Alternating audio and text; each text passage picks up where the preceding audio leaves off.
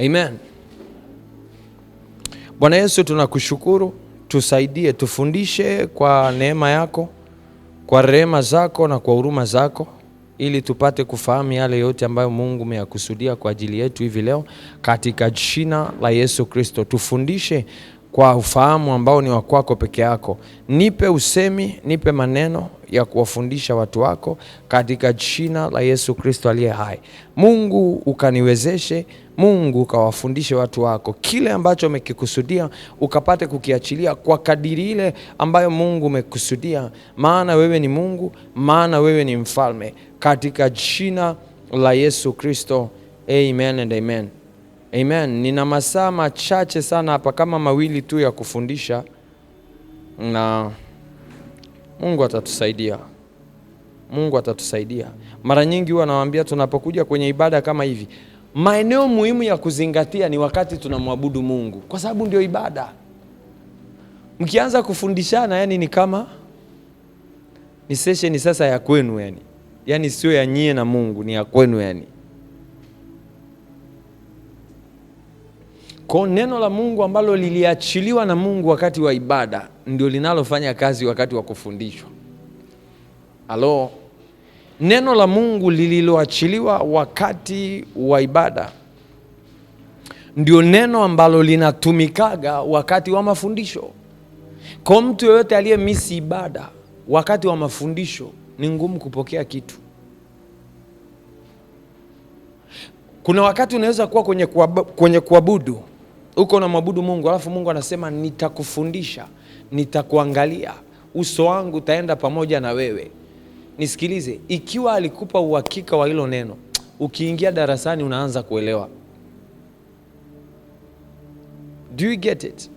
Kuna watu wengi wanaenda sana kwenye mafundisho. It's okay, unaenda kwenye mafundisho lakini una ibada. Kwa sababu ukiwa na ibada, hakuna kitu chochote kinacho support kufundishwa kwako. Nani anayekufundisha? So unaanza kuhangaika kujifunza mwenyewe. Aise, kujifunza mwenyewe ni ngumu. Kujifunza mwenyewe ni ngumu sana. Kwa tunapokuja kwenye ibada, wakati wa ibada, pay attention, kwa sababu wakati wa ibada ndio wakati ambao Mungu anakupa uhakika wa kukufundisha wakati mafundisho yatakapoanza. Kwa unapokuja ibadani, wakati wa kumsifu Mungu, msifu. Wakati wa kumwabudu, mwabudu, kwa sababu ndio wakati anaachilia uhakika wa kile atakachokifanya wakati unaofuata. Amen. Wewe mbona umekuja kama vile unaenda kwenye supermarket? Una daftari? Unatunza vitu kichwani? Kompyuta, kwenye simu? Hizi simu hizi. Na niliongea mara ya mwisho na Ezra. Ni wewe tuliongea. Nikasema upate daftari, na mpaka leo hujapata. Yuko wapi? Ubarikiwe sana. Yaani hapa nilikuwa naenda kuchuma fimbo. Sasa ifiki hatua washarika, sasa tufikie tu hatua tutumie violence. Tumie violence. Hapa huko kwenye social media. Amen. Hapa huko ibadani. Kwa hiyo ibadani au scroll. Ibadani unatakiwa uandike, ili hata ikitokea app zimegoma, wewe Najuta sana, kuna vitu Mungu alikuwa anaviachilia afu mimi nilikuwa navichukulia kawaida kwenye maisha yangu. Kawaida, mpaka siku nilipojua kile alichokuwa nakiachilia Mungu ni utajiri kabisa. Afu nimesha vipoteza. Unalia lakini sasa utafanya nini? You see, kuna vitu Mungu akikusaidia kuvijua, umevuka. Kuna vitu usipovijua utakwama milele. Na itakuwa kama utani. Yaani watu watakuwa wanapita, unasema wamepita. Wamepita.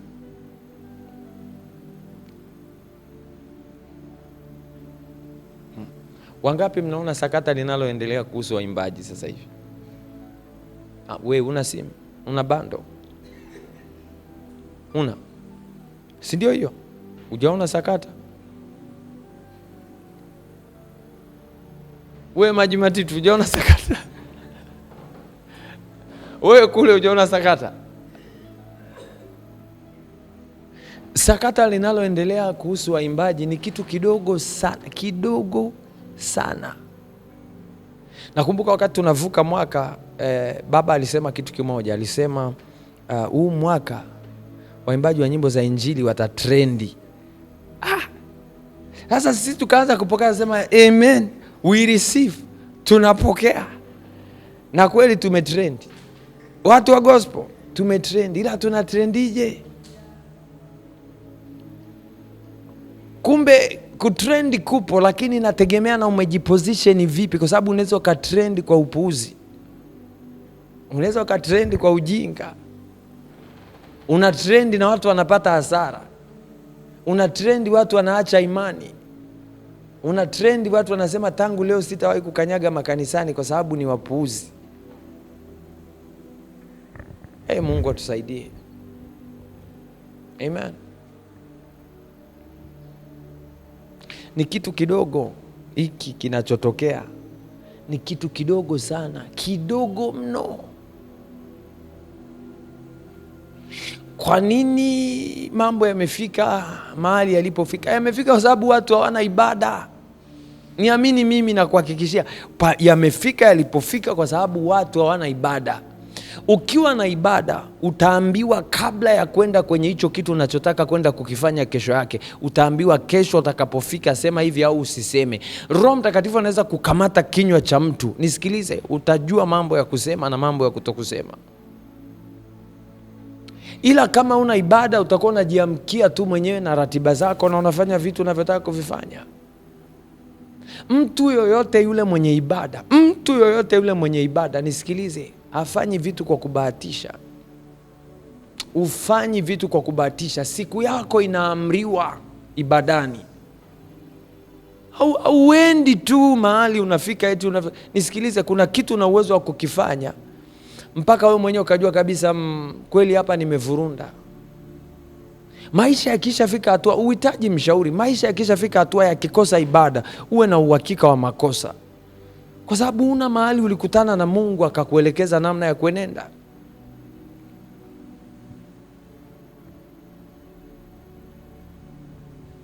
Ukiamka asubuhi,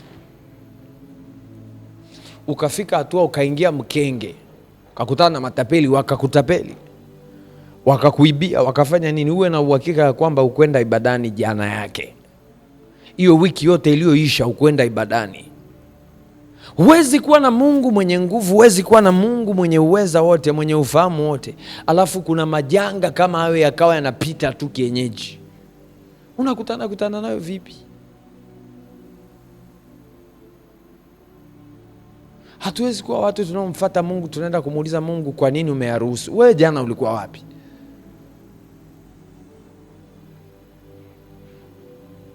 Mnaelewa Mungu anatupenda kiasi gani? Ya kwamba Mungu anaenda kuteketeza Sodoma na Gomora. Amepita kwa Ibrahimu, amekuta Ibrahimu yuko ibadani.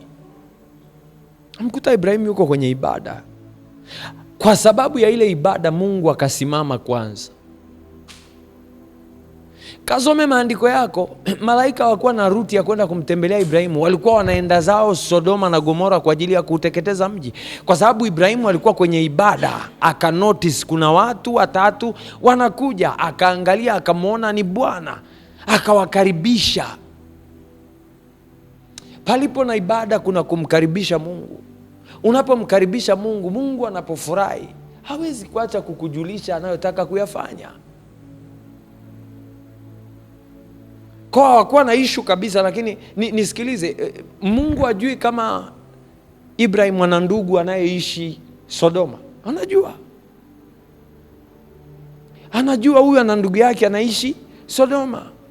Lakini nataka nikuhakikishie, pasipo ibada Mungu alikuwa anapita na Lutu alikuwa anakufa. Umesikia kitu nimesema? Yaani anapita vizuri tu kwa sababu hamna ibada. Hakuna mtu anayefanya ibada. Maandiko yanasema nami nikasimama nikatafuta nione ikiwa kuna mtu miongoni mwao atakaye simama ili kutengeneza mahali palipoharibika. Hakuona mtu. So Mungu anapopita akakuta ibada hamna, anaendelea na shughuli zake. Utaamka asubuhi utajikuta una majanga hujawahi kuyaona. Kwa nini? Ulikuwa una ibada. Tunaishi tu kwa misisimko, kwa miemko. Unalala unasikia kuna mtu kasema hivi, naona amka naye, unasema siwezi kukuacha. Siwezi kukuacha, unamlipua juu kwa juu, unasema raundi hii ngoja tulipuane. Saa utalipuana na watu wangapi? Utawaweza? Kuna vitu vingine ni tanzi zimewekwa kwa ajili ya kuwamaliza, ila hamjui. Vimeandaliwa katika ulimwengu wa kiroho kwamba nisikilize, hawa tunachotakiwa kuwapiga tuwapige kwa namna hii. Wewe maskini ya Mungu hujui wala uelewi chochote. Unafikiri ni vitu tu vya kawaida nini, au mafansi wanakukubali. Fansi gani anakukubali? Hamna anayekukubali. Kumbe ni tanzi imewekwa, una respond. Nisikilize, habari ya Yesu kufatwa na akaambiwa mwalimu, tunajua wewe ujali uongozi wala chochote kile. Hebu tuambie, ni sahihi kumpa kodi Kaisari? Ilikuwa ni tanzi ambayo imeandaliwa muda mrefu. Siku ilipokuja sio siku ilipoandaliwa.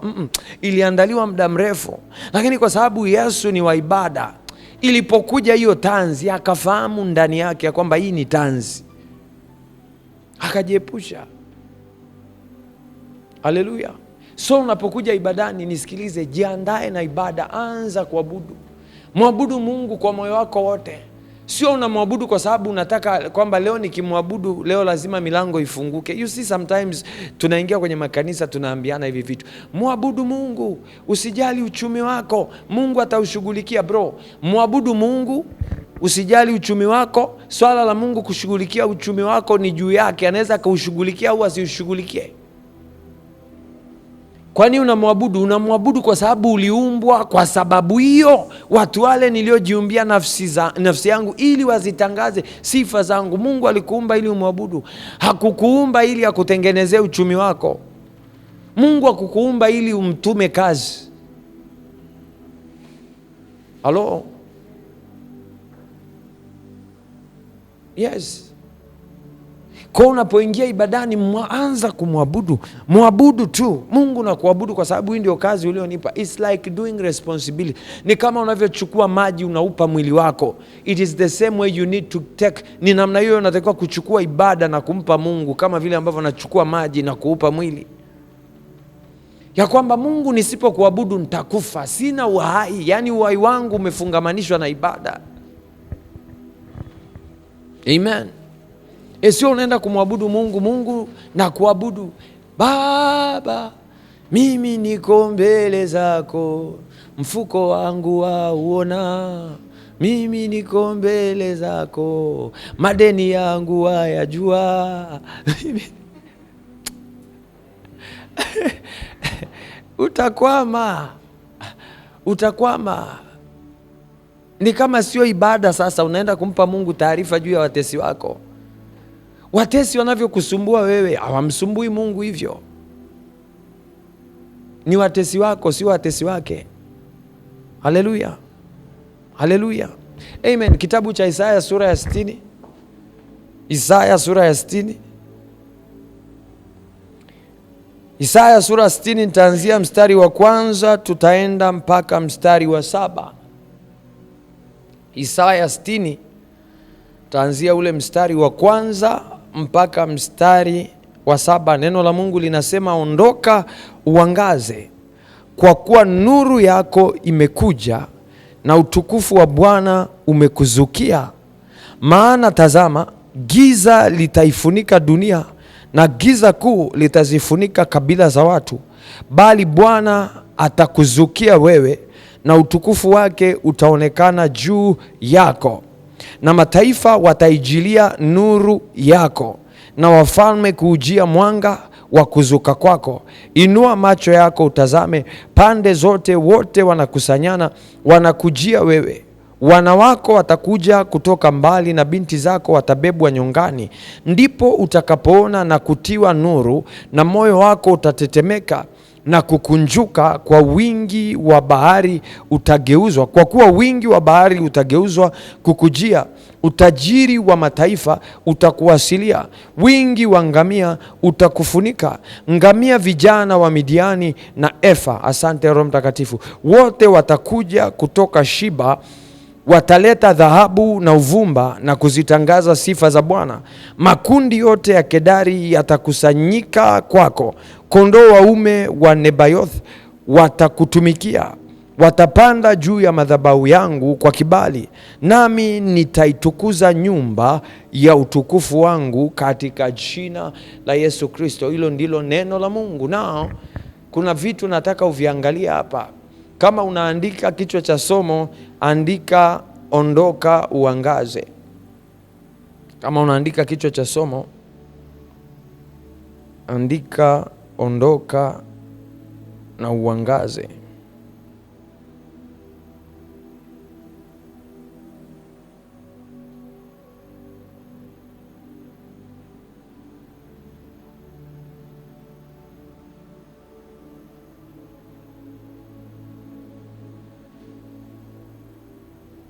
Yohana sura ya kwanza.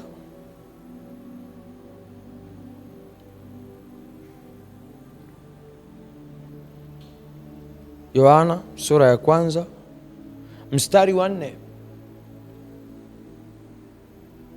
Neno la Mungu linasema, ndani yake ndimo ulimokuwa uzima, nao ule uzima ulikuwa nuru ya watu.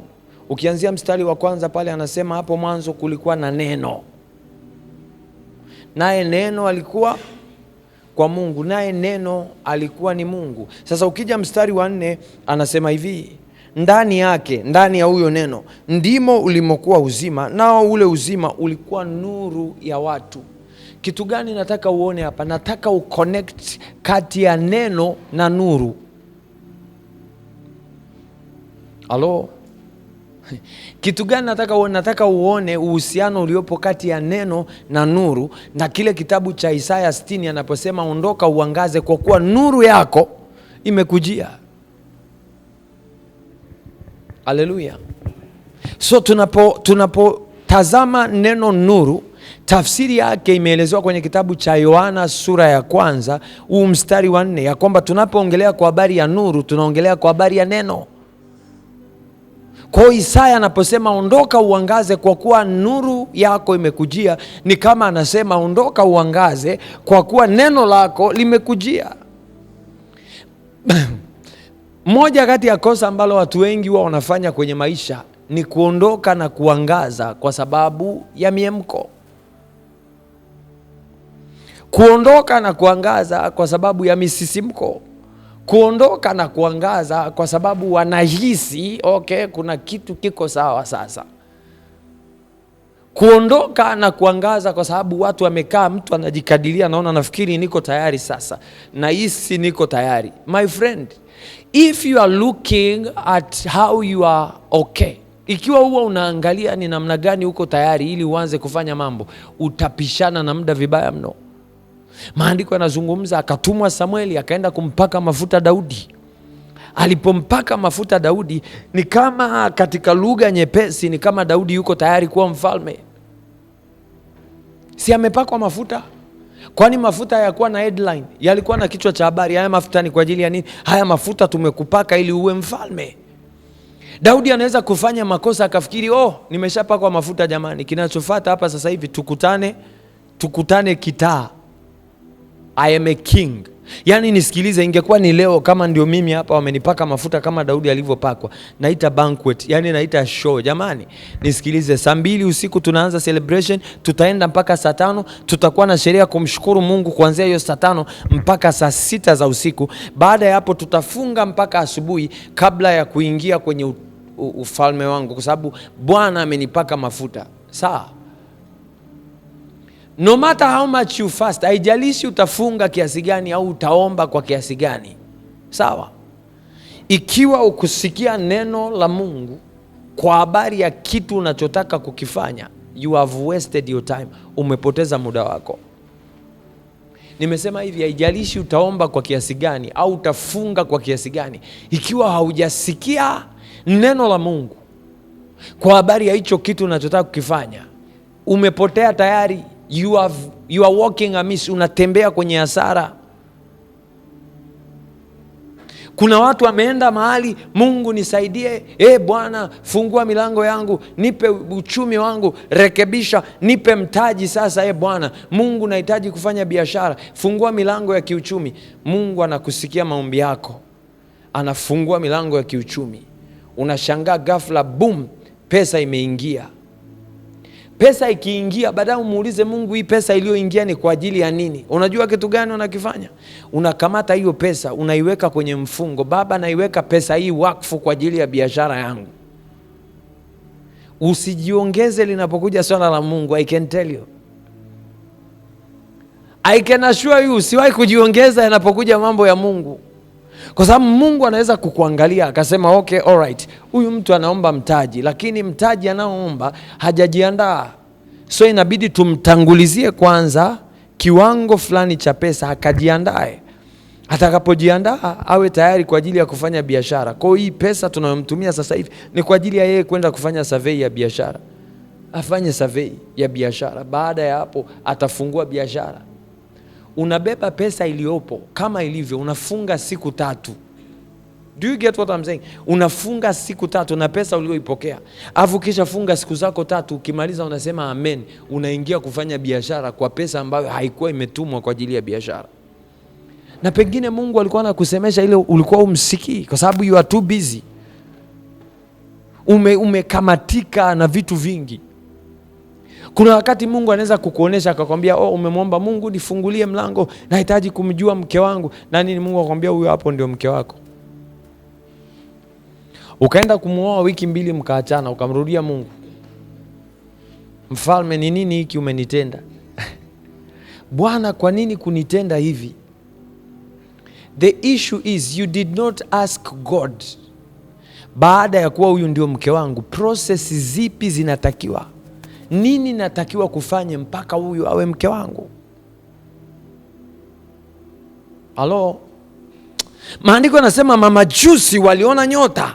Nyota walioiona ni ya nani? Ya mfalme. Mbona wasingeenda kuambia wazazi wake, sikiliza, tumeona nyota, huyu dogo ni mfalme, msihangaike na mambo mengi, msiende kumchungisha mambo yenu ya useremala, tumeshajua huyu destiny yake ni ipi. Mchukueni kama ilivyo, huyu tumpeleke kwa Herode akalelewe kwa sababu ni mfalme. Huku mnampotezea muda. Mchukueni mpelekeni ikulu, anatakiwa kulelewa ikulu kwa sababu huyu ni mfalme. Huku mtamspoil. Mtamfanya awe fundi seremala na wakati kitu alichokibeba ni kikubwa. Nisikilize, usije ukadanganyika na watu ambao wanakutana na wewe, wanakuambia isio umebeba mafuta makubwa sana. Wewe ni mtumishi wa Mungu, unafaa kuwa mchungaji sasa hivi. My friend, there are protocols. Kuna mfumo na kuna utaratibu wa kila kitu kuwa. Kwa ungeweza kumchukua Yesu na wakampeleka kwa Herode, jamani, mzee, tumekuletea bwana, tuna mfalme huku amezaliwa, kwa tumekuletea hapa ili kusudi kwamba uweze kumlea na ikiwezekana awe mfalme, kwa sababu huyu yuko kulingana na prophecy, huyu ni mfalme kweli kweli, ni mfalme. Wewe utakuwa hujasoma maandiko. Maandiko yanasema litachipuka shina, ndio hili limeshachipuka, mchukue mlee, huyu ni mfalme. Aisee, Herode anamchinja bila kuhangaika, kwa sababu ameletwa kwenye eneo ambalo ndio kama wanasema wamemletea muuza supu mbuzi. Wamemletea mbuzi muuza supu. Anytime God shows you something, wakati wote ambapo Mungu anafunua macho yako kuona kitu fulani, lazima uende kungoja neno kabla ya kuondoka. Watu wengi wanaondoka na kuanza kuangaza kabla ya wakati.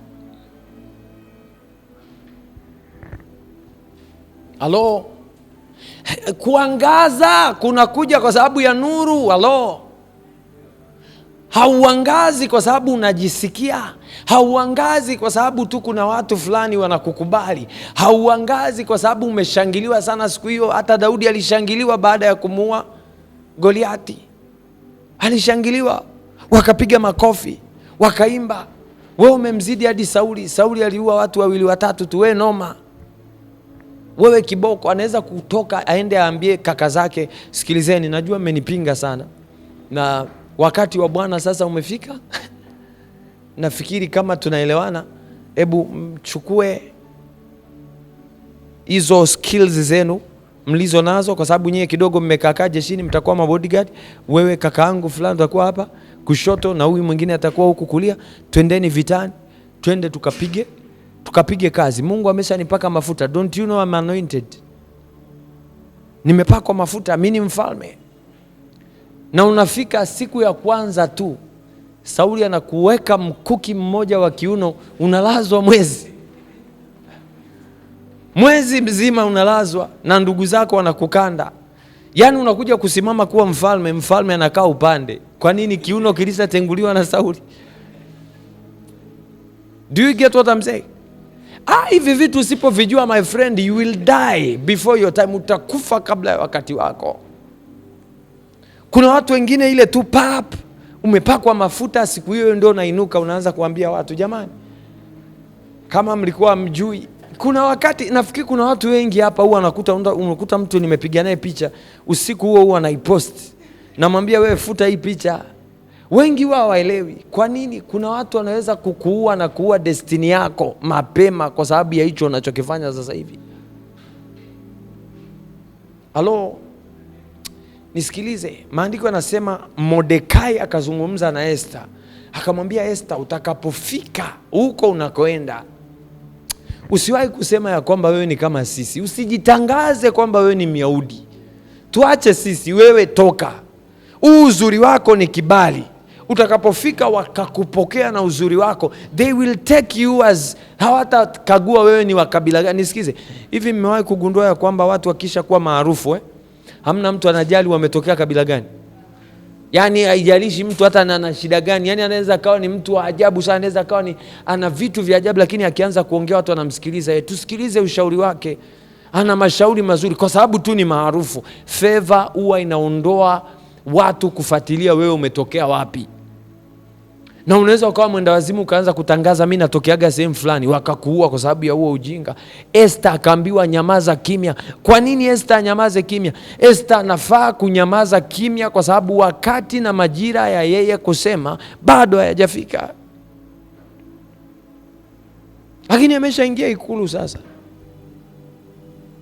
Kuna watu hapa, kuna vitu vingi vimekufa kwa sababu mlianza kwa mihemko. Atuongei kwa sababu hivi sisi tunaongea kwa sababu tumepita. Mungu anakufundisha, yani unaona kwamba okay, sawa. Mungu nimeboronga, sema uliboronga wewe ili watoto wako wasiboronge. Wale watu nitakaokupa wasiharibu. Umeenda siku ya kwanza umekutana na destiny helper. Ndio siku ya kwanza umekutana naye. Unapiga naye picha, mna shake hand. Hamna chochote kinachoendelea. Unaposti kwenye status yako, unaambia watu great meeting. Kikao kilikuwa kizuri sana. Excellent. Sawa.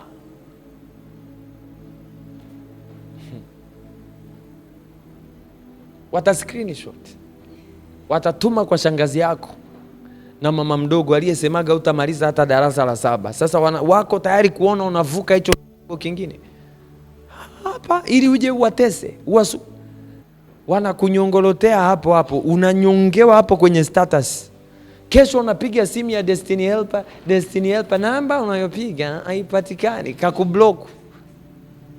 Unajua destiny helper nini shida? Destiny helper kaisha tengenezwa, huwezi tena kwenda.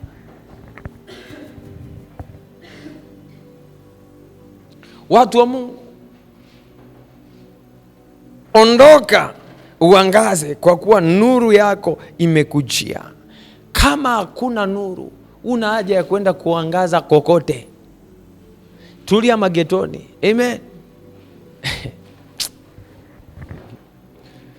Tulia mageto. Hata kama umepakwa mafuta, my friend, tulia magetoni. Tulia magetoni. Mambo ya Mungu ni yana mchakato. Neno la Mungu linapoachiliwa linakuja na backup. linakuja na nguvu. Maandiko yanasema hivi, neno la mfalme lilipo kuna nguvu.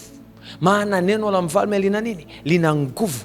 Linapokuja neno la mfalme, wote wanaohusika na hicho kitu automatically wanajialign, wanajipanga kwenye maeneo ambayo walitakiwa kuwa. This is why you have been struggling, kwa sababu huna ulichokisikia. Huna neno unalotembea nalo. Uliondoka kuangaza ukiwa huna nuru wala chochote. Sasa si unaangaza kwa kutumia nini? Koroboi. Ondoka uangaze, kwa kuwa nuru yako imekujia. Nuru kama haijaja, hakuna haja ya kuangaza. Unaangaza na nini? Kuangaza kuna bebwa na nuru. Watu wengi sana wameondoka bila neno, bila nuru. Wakafika mahali unashangaa baada ya miaka 2 umekwama. Alafu unaanza kujiuliza, nilikosea wapi? Ni kwa sababu hukuwa na neno, hukuwa na nuru. Nimekupa tafsiri ya nuru, nikasema ni neno. Kile kitabu cha Yohana sura ya 1 mstari wa 4 anaelezea habari ya nuru, ya kwamba ndio huyo neno. Ndani yake ndipo kulikuwa na nini? Na uzima. Na huo uzima ulikuwa ni nini? Nuru ya watu.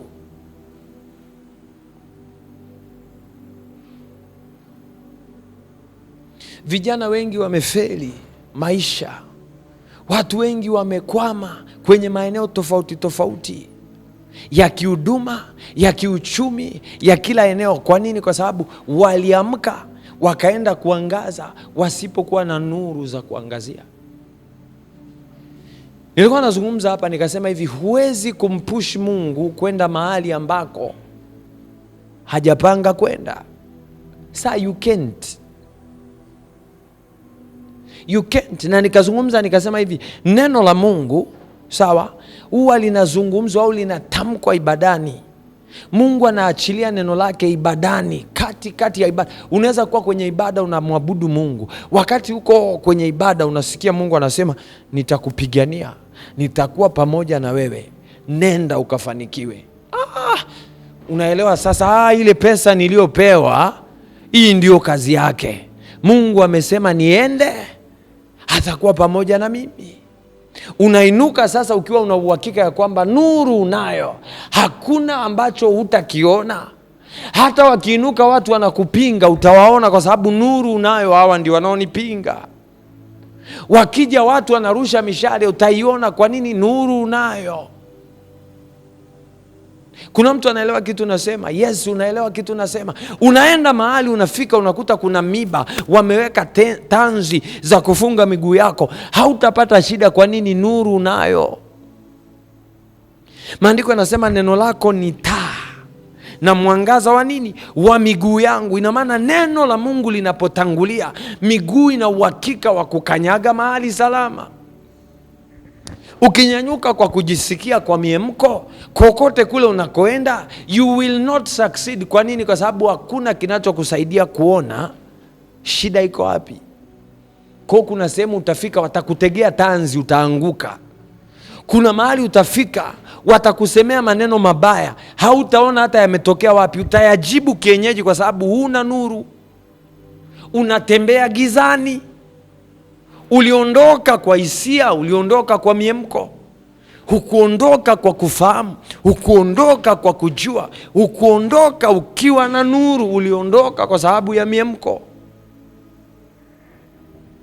Na kwa ajili ya hiyo miemko unakwama. Si unakwama completely.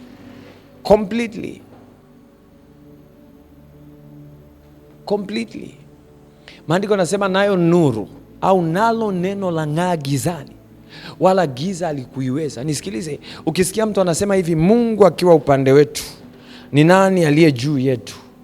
Anaongelea kwa habari ya nuru ikiwa upande wetu, ni nini ambacho hatutakiona.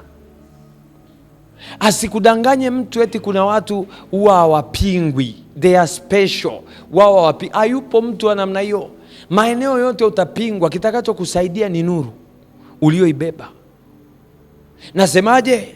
Hakuna mtu apingwi. Yaani hata uje umebeba unasema ajaye kwa jina la nini? Ile Zaburi ya 24 maandiko yanasemaje?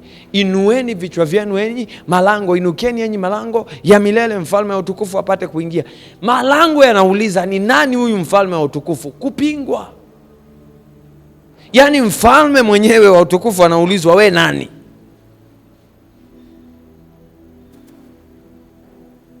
So kinachomsaidia mtu kumove, kuondoka na akaangaza na akapata faida ni kwa sababu ndani yake amebeba nuru. Let's continue. Let's make progress. Pass kuhamia mbele. My God. Mstari wa pili, ile Isaya 60 anasema, maana tazama giza litafunika dunia na giza kuu litazifunika kabila za watu, bali Bwana atakuzukia wewe na utukufu wake utaonekana juu yako. Sikiliza, when darkness, giza linapoanza kufunika mahali, halichagui. Yaani unaweza kuwa umeokoka, giza likija linafunika pote. Tofauti kati ya wewe na wengine itakuwa ni nuru. Ule utukufu wa Mungu ambao unakufunika wewe ndio unaoleta tofauti. Ili giza limeamriwa kufunika kote. Kwenye kile kitabu cha Kutoka maandiko yanazungumza, unaona Mungu ameamuru kwa habari ya wazaliwa wa kwanza wote wanatakiwa kufa. Nisikilize, kama ulikuwa ufahamu, hata wazaliwa wa kwanza wa Israeli walitakiwa kufa. Kilichowatenga ni nuru. Kilichowatenga ni neno. Neno gani? Nyie kama taifa la Israeli mtachukua damu mtapaka kwenye miimo ya milango. Hiyo nuru ndio iliyowatenga na ikatenga hilo giza la mauti kati yao na taifa jingine. Nuru ndio iliyowatenga. Neno ndio lililotenga ya kwamba nyie mtakuwa salama. Nisikilize, unaweza kusikia hapa sasa hivi ukasikia Afrika kutakuwa na mfumuko wa bei kuanzia Januari mpaka Disemba. Hakuna mtu atakaye survive kwenye kipindi hicho. Nisikilize, ikiwa umepokea neno la Mungu kwa ajili ya hayo majira, you can survive. Kuna mtu ameelewa kitu nimesema? Ikiwa umepokea neno la Mungu kwa ajili ya hayo majira, you can survive. Let's see, kile kitabu cha Luka, I believe it is Luke. Luka sura ya 5. Luka sura ya 5 ule mstari wa 4 nitasoma mpaka wa 5. Maandiko yanasema, hata alipokwisha kunena alimwambia Simoni, tweka mpaka kilindini mkashushe nyavu zenu mvue samaki.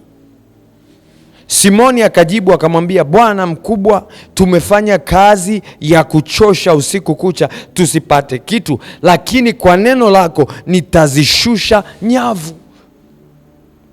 We all know the story. Mnaelewa kitu kilichotokea, si ndio? So sina haja ya kuendelea kusoma hapa. Kitu gani nataka kusema? Walikuwa wameisha jaribu kufanya kitu kile kile. Tofauti ya kushusha nyavu kwa wakati huu na wakati ambapo Yesu ametamka neno ni nini? Kile alichokitamka kina nguvu. Kwa nini? Kile kitabu cha Mhubiri. Kitabu cha Mhubiri. Mhubiri sura ya 8 mstari wa 4. Mhubiri sura ya 8 mstari wa 4, maandiko yanasema, kwa kuwa neno la mfalme lina nguvu, naye ni nani awezaye kumwambia huyo wafanya nini? Nisikilize.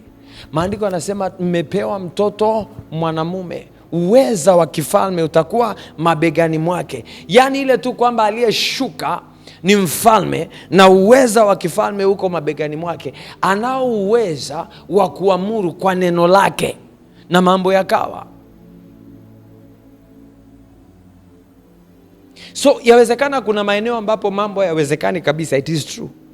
Yawezekana kuna vitu mtu ameshakwambia wewe huwezi kupata mtoto.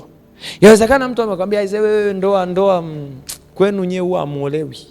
Yawezekana wewe umeangalia unaambiwa biashara hiyo unataka kufanya. Umeambiwa wewe utasoma. Umeambiwa utawahi kupata kazi based kwa hiki kinachofanyika. Unaulizwa kila siku una experience ya muda gani? Asa mimi sina experience yoyote. Asa okay. Sawa.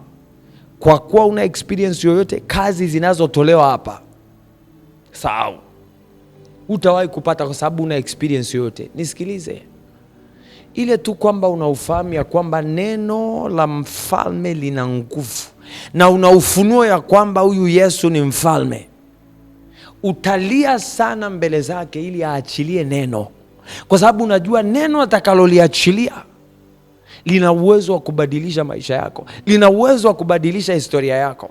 Kile kitabu cha Luka sura ya 7, I believe Luka sura ya 7 mstari wa 7, sitaanzia story yote, mnaijua. Luka sura ya 7 ule mstari wa 7 anasema, kwa hiyo nilijiona sistahili mwenyewe kuja kwako, lakini sema neno tu na mtumwa wangu atapona. Hii habari mnaijua. Huyu mtu alijua kitu gani huyu? Akida huyu alijua kitu, alijua siri gani? Alijua neno la mfalme lilipo. Neno la mfalme lilipo kuna nguvu, wala hakuna mtu anayeweza kumuuliza unafanya nini. Kwa ile kujua tu ya kwamba okay, neno lina nguvu, akafika akamwambia, wewe una haja ya kuja kwangu. You don't need to come into my house. Hauhitaji kuja kwenye nyumba yangu. Sema neno. Ili neno utakalolisema nitalibeba kama lilivyo na kulipokea.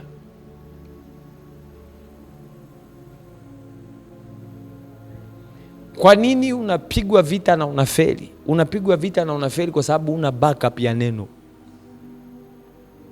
Tunapoongelea kwa habari ya neno, tunaongelea rema word, tunaongelea neno la wakati, neno ambalo Mungu amekusemesha kwa ajili ya majira na wakati. Hatuongelei neno lile ulilojisomea mwenyewe na ukajibebea mwenyewe kwenye kichwa chako. Kuna mtu amenielewa? Sio neno unalojitungia kwa maana imeandikwa. No, it's not the word you carry by yourself. It is the word that you receive. Ni neno lile ambalo lilipokea kutoka kwa Mungu mwenyewe, ya kwamba hiki ndicho Mungu alichoniambia nilipokuwa ibadani. Ndio sababu na encourage watu, hakikisha unakaa ibadani, hakikisha unamwabudu Mungu. Sijasema hakikisha unakuja kanisani. Kuja kanisani sio vibaya, lakini hakikisha maisha yako ni ibada. Anasema na wasi, itoeni miili yenu sadaka, dhabihu ya kupendeza mbele za Mungu. Utagundua ya kwamba hakuna dhabihu wala sadaka inayotolewa nje ya ibada. Kwa hiyo yote yule anayetoa dhabihu, ina maana kwanza yuko ibadani.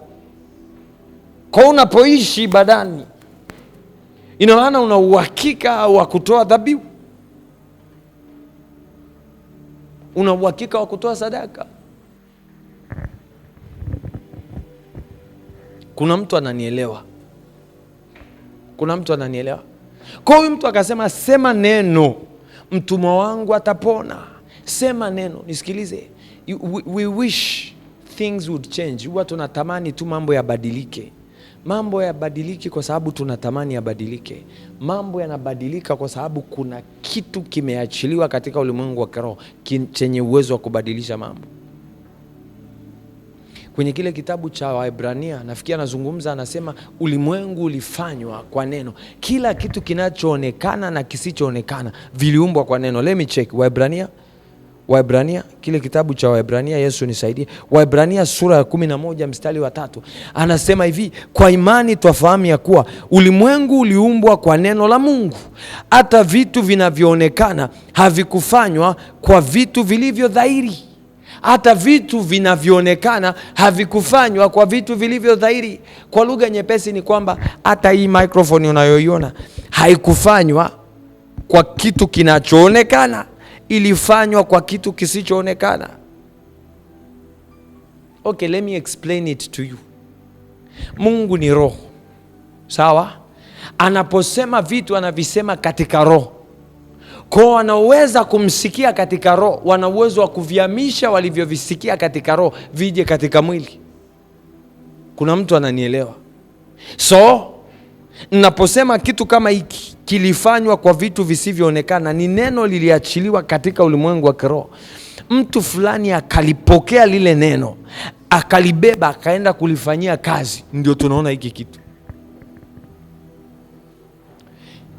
When the word comes, nisikilize, neno linapokuja ya kwamba mtu huyu akatengeneze majengo, awe technician, linapokelewa katika ulimwengu wa kiroho. Katika ulimwengu wa kimwili inawezekana, kwa sababu katika ulimwengu wa kiroho neno limeisha achiliwa. Mungu anamwambia Suleiman, uwe na hekima. It is done. Neno limeachiliwa ya kwamba kwa hekima, nimekupa hekima. Ni neno. Mungu anamwambia Suleiman, hekima nimekupa hekima, na hekima yako hakuna mtu yoyote yule ambaye atawahi kuishinda. Suleiman anaamka asubuhi, anaendelea na shughuli zake. Hahitaji kufanya chochote ili kuona matokeo. Nisikilize, hekima imeisha achiliwa, neno limeisha achiliwa. Kwa atakapofungua kinywa chake kusema, kinachotoka ni nini? Ni hekima. Kwa nini? Kwa sababu hekima imeachiliwa. Neno la mfalme limesha toka. Uwe na hekima, enenda zako, uwe na uzima wako. Kuna huyu mwanamke alienda akamfuata Yesu akasema hivi, mimi nisikilize, olimanda baraske. Sikiliza, imani ina uwezo wa kukusaidia kupata, lakini neno lina uwezo wa kukusaidia kumiliki. Narudia, imani ina uwezo wa kukusaidia kupata, lakini neno lina uwezo wa kukusaidia kumiliki. Kuna watu wengi wanapokea vitu kwa imani. Pokea, it's okay, you can receive by faith. Lakini ili kitu ukitunze, unakitunza kwa neno. Nafikiri nimekupa tafsiri ya wale wanasemaga kinachopatikana kwa maombi kinalindwa kwa maombi. Kitu ambacho hawajakuambia vizuri ni kwamba unapoenda kuomba unapewa neno la kulinda hicho ulichokipokea. Kwa wakati unaomba, rama setekelia, Mungu asante, ninakushukuru, seli baramanda, obrandes ketelia, asante kwa hiki ulichonipa. Wewe Mungu ni mwaminifu, umenipa, sikustahili mimi, wewe ni mwema. Mungu anasema kwa sababu umenishukuru, nitakuongeza, nitakulinda na nitakufanikisha. Watu wakijaribu kuiba kile ambacho Mungu amekupa, standard yako iko kwenye nini? Sio imani, iko kwenye neno ulilolisikia baada ya kwenda kumshukuru. Kwa unarudi sema, Mungu, kile ulichoniambia utakilinda, kile ulichosema Mungu utakitunza na utaniongeza. Wamekichukua. What do you have to say about this? Utasema nini Mungu wangu kwa habari ya hiki? Je, utaacha waovu wa miliki na kutawala juu ya neno lake? You see, ndio wivu wa Mungu unapokuja. Kwa nini? Kwa sababu Mungu hawezi kusema neno lake asilitimize. Lakini kama hakusema chochote, ulibahatisha kwa imani, it's okay. Hiyo ni imani yako. Imani yako ikishuka, it is done. Nisikilize, imani haina nguvu kama neno. Halo? Okay. Acha nieleze kitu naweza kukielewa. Petro amemwona Yesu anatembea juu ya maji. Okay? Petro amemwona Yesu anatembea juu ya maji. Anamwambia, Bwana, niambie na mimi nije. Okay. Yesu anamwambia njoo. Petro kwa imani akashuka na akaanza kutembea juu ya maji. Akaona upepo. Alipoona upepo, akaona mawimbi, akaona nani, akaogopa moyoni mwake. Alipoogopa, kitu gani kilichotokea? Akaanza kuzama. Kitu gani kilichotokea? Petro alisikia neno, akaliamini. Baada ya kuliamini, neno lile lile alilolisikia akalipuuzia. Alipolipuuzia lile neno, imani ikafa. So mtu yote anakwambia mimi naamini na hakuna neno lolote lile ambalo amelishika zaidi ya imani yake, uwe na uhakika ya kwamba yatakapoanza kuja mambo ya misukosuko, imani yake itakrambo tu, itakufa, kwa sababu haikujengwa juu ya neno. Imani iliyojengwa kwenye neno huwa haifi. Haifi. Mwanamke mmoja akaambiwa, wewe utapata mtoto kwa neno la nabii. Akaamini, akapata mtoto. Baada ya muda mtoto akakuwa, akaugua, akafa. Mama akafunga safari, akamfuata nabii aliko. Hakusema kitu. Afika anambia, uliniambia nitakuwa na mtoto. Neno lako ulisema nitakuwa na mtoto. Ulinipa mtoto ili aje afe. Haukunipa, ni neno lako. Sio imani yangu tena, imani yangu imeshanipa matokeo, natembea kwenye neno sasa. Huyu mtoto sasa amekufa, neno lako lilisema hivi, inakuwaje tena na maiti ndani kwangu? Mtoto akafufuliwa. Kwa nini mtoto anafufuliwa? Sio kwa ajili ya imani. Imani imeshafika mwisho, amechoka.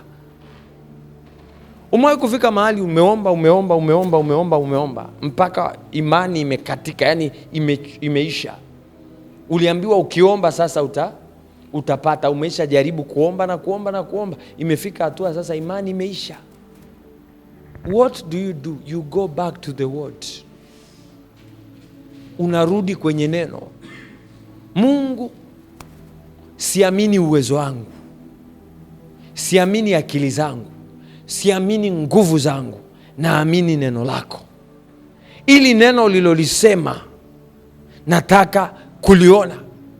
Ili ndilo naloliamini. This is why, listen, this is why many people crash. Ndio sababu watu wengi wanakwama. Kwa sababu gani? Hawakuamini neno la Mungu, waliamini neno la mtu fulani waliyemsikia. Nisikilize, kama mtumishi wa Mungu hapa nikikutamkia neno, niamini. Amini nilichokisema. Ila nenda mbele za Mungu na neno hilo alithibitishe. Halo. Nenda mbele za Mungu na neno hilo nililolisema ili Mungu alithibitishe. Kwa sababu kama sio la kwake hawezi kulithibitisha. Hawezi kulithibitisha. Mungu ana kawaida ya kuthibitisha neno la mtumishi wake. Kama lilivyonenwa kwa kinywa cha Elia, Mungu akalithibitisha neno lake. Lililonenwa kwa kinywa cha mtumishi wake, Mungu ana kawaida ya kulithibitisha. Kuna watu umesikia neno la nabii, baada ya kusikia neno la nabii ukatembea, hujawahi kusikia Mungu amelithibitisha au hajalithibitisha. You keep walking. Baadaye vitu vinakuja kukuharibikia, unaanza kumlalamikia Mungu. Mungu ulisema hivi na hivi. Mungu anakuuliza, wapi nililithibitisha? Kwa sababu neno la mtumishi wangu lazima nilithibitishe. Lazima nilithibitishe. Maandiko yanasema kwa vinywa vya mashahidi wawili hata watatu neno huwa linathibitika. Neno linathibitika kwa mashahidi. Mungu mwenyewe akisema kitu anajishuhudia mwenyewe. How do you get in a place? Unafikaje mahali unaanza tu kutembea bila neno, bila nuru? Okay, let's continue. Let's make progress.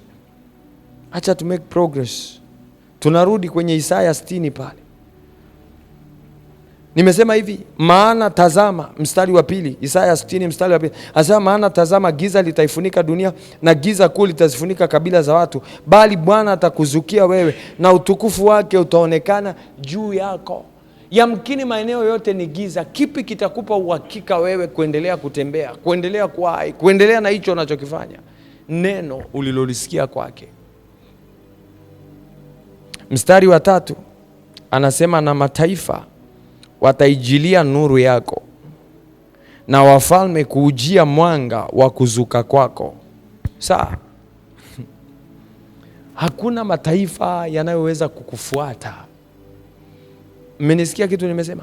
Hakuna mataifa yanayoweza kukufuata kwa sababu wewe ni mzuri, kwa sababu wewe una sauti nzuri, kwa sababu unafanya kazi vizuri, au kwa sababu wewe ni bora kuliko watu wengine, au kwa sababu wewe una kibali. Mataifa watakujia kwa sababu kuna neno la mfalme limetamkwa juu yako. Narudia, mataifa watakujia kwa sababu kuna nuru iliyoachiliwa kwenye maisha yako, na hii nuru ndio neno la Mungu lililoachiliwa kwenye maisha yako. So hawana namna, kwa sababu neno la mfalme lilipo lina nguvu. Kwa ukisikia wao mataifa watakujia, hawaji kwa sababu wewe ni noma au una kibali au umekubalika sana. Wanakuja kwa sababu kuna neno la mfalme. It's because there is a word of a king. Kuna neno la mfalme. My Jesus, help us, oh God. Huwezi kuongoza watu, huwezi kumiliki watu, huwezi kupewa vitu na watu kwa sababu eti wanajisikia kukupa. Sahau kuhusu hicho kitu. Hapana. Hapana. Okay. Mungu baada ya Yesu kuwa amedumbukizwa kwenye maji akabatizwa, alipoinuka, sawa? Alipoinuka, maandiko yanasema nini? Mbingu zikamfungukia. Alafu Roho Mtakatifu katika umbo la ua akashuka juu yake. Aliposhuka juu yake, sauti katoka mbinguni kuthibitisha, huyu ndiye mwanangu wa pekee ninayependezwa naye, msikilizeni. Halo? Yesu alipotoka, maandiko yanasema hivi, alipotoka kwenye maji, Roho yule aliyeshuka juu yake na ndani yake akamuongoza kwenda nyikani kujaribiwa. Alipomuongoza kwenda nyikani kujaribiwa, Yesu alipotoka kwenye majaribu, kitu gani kilichofuata? Neno lile lile ambalo Mungu alilitamka ya kwamba huyu ni mwanangu wa pekee, msikilizeni. Watu wakaanza kumfuata Yesu, kumsikiliza. Hawamsikilizi kwa sababu ana maneno mazuri au anaongea vizuri kuhusu watu kuliko watu wengine wote. Wanamsikiliza kwa nini? Kwa sababu kuna nuru ndani yake. Wanamsikiliza kwa sababu kuna neno limetangulia, msikilizeni. Lazima asikilizwe. It is a must kwa huyu mtu kusikilizwa. Hasikilizwi kwa sababu anapanga maneno vizuri. You see, I remember nilikuwa nahudhuria mikutano ya wazungu wakiwa wanahubiri Injili, especially Reinhard Bonnke. Ni alishafariki siku hizi, alifariki muda mrefu. So mtumishi wa Mungu na amefanya kazi kubwa sana, ametembea Afrika maeneo mengi. Ni wazungu wa kwanza kabisa sisi kuwaona wanafanya mikutano ya watu wengi wanajaa. Wengine hapa walikuwa hawajazaliwa. Anyways, now Reinhard Bonnke alikuwa anafundisha, sijui nikwambiaje, maneno machache. Injili sio revelation, afungui, sijui ingia, nenda kwenye Deuteronomy, rudi, sijui damu ina kazi. Hapana. Anaweza akafundisha kwa maana jinsi Mungu aliupenda ulimwengu hata akamtoa mwanae wa pekee ili kila mwaminie asipotee bali awe na uzima wa milele. Na akafundisha kwa sehemu. Akamaliza kufundisha hicho kitu, akauliza, mnaamini? Watu wakajibu, tunaamini. Akasema, Yesu mwana wa Mungu yuko hapa kwa ajili ya kutenda miujiza. Watu wataona, viziwi watasikia, watu watapona, sijui na nini. Anamaliza kusema hivyo, anaambia, haya, wanaotaka kuokoka, miujiza bado haijaanza, wanaotaka kuokoka waje hapa. Watu wanatoka mbele, wanaokoka. Nisikilize, hiki ndio kitu ninachokiamini. Watu wengi walikuwa wanaokoka baada ya kuona matendo makuu. Yaani wanakuja kwa sababu wamelazimika kuja, lakini baada ya kuja wakainua mikono wakaokoka. Kinachoanza kutokea kuthibitisha kile kitu ambacho mtumishi wa Mungu alikuwa anakisikia, alichokuwa anakisema mtumishi wa Mungu, kinachofanyika ndio kinafanya sema kweli hatujaamini bure, tumeamini kweli. Mungu analithibitisha neno lake alilomwambia. Nilikuwa nasikiliza dokumentari yake, anasema wakati fulani aliona ndoto. Alipoona ndoto, aliona ramani ya Afrika. Alipoona ramani ya Afrika, akaona ramani ya Afrika yote inakuwa covered na damu, inafunikwa na damu ya Yesu, inafunikwa na damu ya Yesu. Alafu akaambiwa Afrika lazima itaokoka, Africa shall be saved. Baada ya hapo kitu gani kilichofuata? Akaanza kuchukua hatua. Kwa nini? Kwa sababu Mungu amemsemesha neno. Kwa watu wanaokoka sio kwa sababu yeye ni mwinjilisti mzuri, wanaokoka kwa sababu Mungu amelihakikisha ya kwamba Afrika itaokolewa. Nimekutuma, nenda na watu wataokolewa. You see, when you have the word, unapokuwa na neno, unapokuwa na nuru, mataifa wanakujia. They don't come because hawaji kwa sababu wewe umejipanga sana, umejiandaa. No, watakujia kwa sababu neno ulilopewa lina nguvu ya kusababisha wakutafute. Katika ulimwengu wa kiroho watu wao wanafanyaga vitu, wawe wanataka au hawataki, huwa wanafanya vitu. Okay. Kwenye ulimwengu wa kiroho sahihi, Mungu akisema utakuwa mtu anayehangaika na kutangatanga kama alivyomwambia Kaini, Uwe na uhakika ya kwamba kokote utakakokaa watu watakufukuza. Hawahitaji kupenda kukufukuza, huhitaji kuwakosea. Kuna neno limeachiliwa katika ulimwengu wa kiroho linalolazimisha wakufukuze. Alo, kuna watu wanahangaika hapa, unahangaika, unatafuta kazi lakini upati kazi. Unatafuta marafiki lakini upati marafiki. Unajaribu kuwa kind, unasema jamani nimeshakuwa very kind, nacheka na kila mtu, I am humble. Do you think being humble brings friends? Unafikiri kuwa mpole ndio kunaleta marafiki? Hakuna kuwa mpole kunakoleta marafiki. Kinachoweza kuleta marafiki ni neno. Mungu anapoachilia neno lake akasema uwe na marafiki wengi, marafiki na wakufuate, ndivyo inavyotokea. Kile kitabu cha Ayubu sura 42 anasema hivyo Mungu akaugeuza uteka wa Ayubu alipowaombea rafiki zake. Mungu aliwaambia wale watu, aliwapa instructions, akawaambia haya, nendeni kwa Ayubu, mmemkosea, ni nabii wangu atawaombea. Ile walipotii lile neno wakaenda kwa Ayubu, Ayubu akawaombea, Mungu akageuza uteka wa Ayubu. Kwa nini? Kwa nini? Jana kuna kitu niliposti status, sijui kama mliona. Let me show you. Kuna kitu niliposti status jana. Ni kitu cha kawaida sana. Wakati nafundisha hapa nimesikia Roho Mtakatifu anazungumza hapa kwa habari ya hiyo kitu. Kutoka sura 23 mstari wa 4 na wa 5. Anasema hivi, ukimwona ng'ombe wa adui wako au punda wake amepotea, sharti umrudishie mwenyewe tena. Alafu mstari wa 5 anasema ukimwona punda wake huyo akuchukiaye hali ameanguka chini ya mzigo wake, nawe ungejizuia usimsaidie, lazima umsaidie. So kitu gani kilichotokea hapa? Ayubu kama Ayubu hatakiwi kuwaombea ndugu zake, marafiki zake, kwa sababu wamemsema vibaya. Mungu anawatuma, nendeni kwa Ayubu akawaombea. Ayubu anatii, anawaombea. Anapowaombea Mungu anageuza uteka wa Ayubu. Kwa nini? Kwa sababu Ayubu amelitii neno la Mungu kuwapenda wanaomchukia. You see, there are times, kuna wakati Mungu anaweza kusema neno lake kupitia neno lake. Amen. Niliandika hapa kwenye notice, I think niliandika hapa kwenye notice nikasema hivi, amri na sheria ya Mungu ni neno lake. Ukizitii na kuzifuata lazima uone matokeo. Amri na sheria ya Mungu ni neno lake. Ukizitii na kuzifuata lazima uone matokeo. Yaani Mungu anapoachilia amri, Mungu anaposema neno lake, ukilitii, amen, ukilitii neno hilo, uwe na uhakika ya kwamba Mungu ataback up kile alichokisema, kwa sababu umekubali kutii sheria na amri zake. Amen. Kuna mtu ananielewa?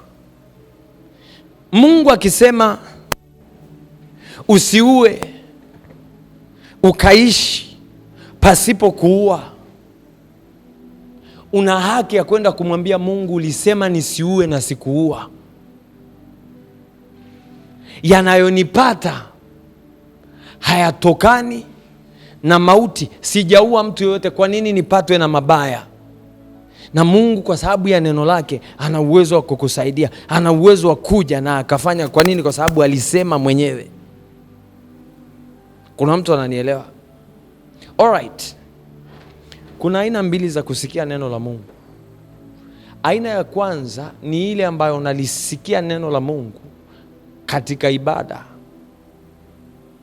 ya kwamba unapomfanyia Mungu ibada, Mungu anasema na wewe.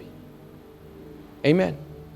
Aina ya pili ya kulisikia neno la Mungu ni pale ambapo unatii neno la Mungu lile alilolisema. Kwa hiyo unaweza ukakuta huko ibadani, na siongelei kwa maana ya ibada hizi ambazo unazifanya wewe mwenyewe za kila siku. Naongelea kwa maana ya kwamba huko kanisani, alafu nasikia kuna kitu mtumishi wa Mungu amekisema, alafu kimekuja kwa uzito sana ndani yako, na unasikia kabisa ndani yangu ya kwamba hiki ni kitu ambacho huwa nakifanya, inabidi nikiache. Ni aina nyingine ya kusikia neno la Mungu. Kwa sababu umesikia. Anaeleza kwenye kile kitabu cha Kumbukumbu la Torati sura 28 mstari wa 1, anasema ikiwa mtasikia sauti ya Mungu leo hii na kufanya yale yote niliyoagiza kuyafanya, ndipo Bwana Mungu wako atakapokutukuza katika mataifa yote ya ulimwenguni. Ni aina ya pili ya kusikia neno la Mungu. Ni aina ya kiutii, ya kwamba unasikia neno, unaamua kulifuata neno ambalo Mungu amelisema.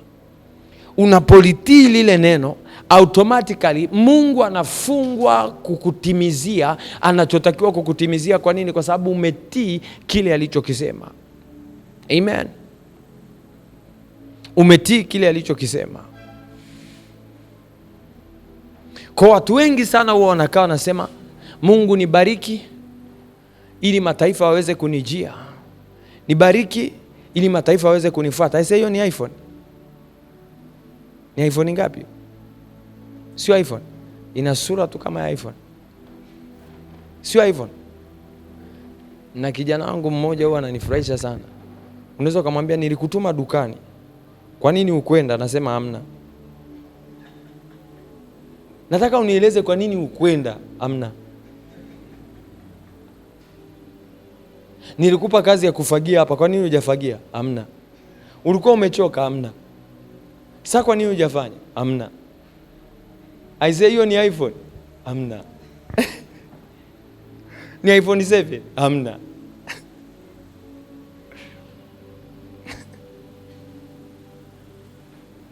Kuna watu wanaamini ya kwamba wana uwezo wa kufuatwa watakapoenda kutoa sadaka nyingi. Wana uwezo wa kujiliwa na mataifa mengi pale ambapo Mungu atawakubali. Aisee, it is different.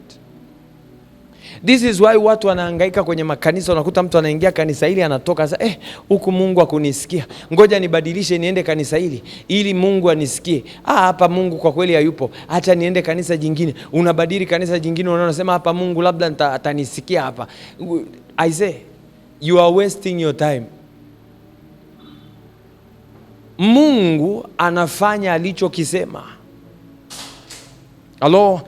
God does that which he has spoken. Sio kile ambacho wewe ulihisi amekisema.